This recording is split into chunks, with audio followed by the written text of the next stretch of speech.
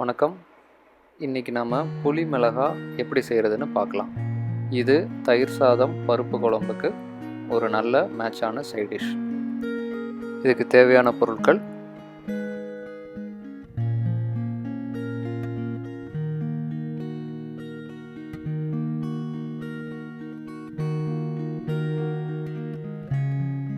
First தேவையான அளவு எண்ணெய் எடுத்துக்கோங்க.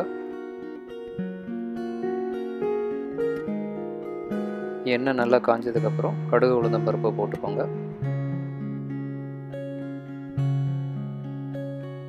கடுகு நல்லா வெடித்து வந்த உடனே நம்ம கட் பண்ணி வச்ச சின்ன வெங்காயத்தை சேர்த்துக்கோங்க.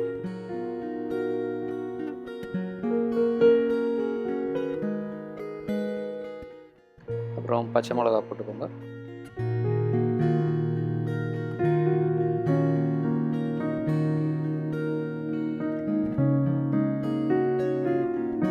வெங்காயம் வதங்கிறதுக்கு உப்பு சேர்த்துக்கோங்க.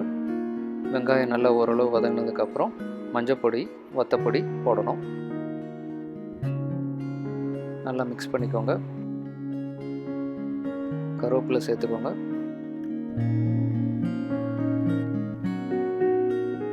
இப்போ நம்ம கரைச்சி வச்ச புளியை ஊற்றிக்கோங்க. தேவையான அளவு உப்பு சேர்த்துக்கலாம்.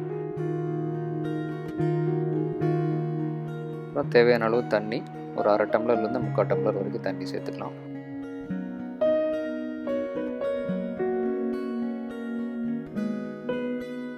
இப்போ ஒரு மூடி போட்டு அந்த தண்ணி வத்துற வரைக்கும் அப்படியே விட்டுருங்க.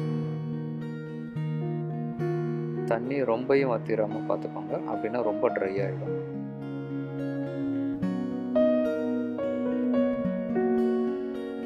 இந்தளவு தண்ணி வற்றின உடனே நீங்கள் இறக்கி வச்சிடலாம். இப்போ நமக்கு புளி மிளகாய் ரெடி.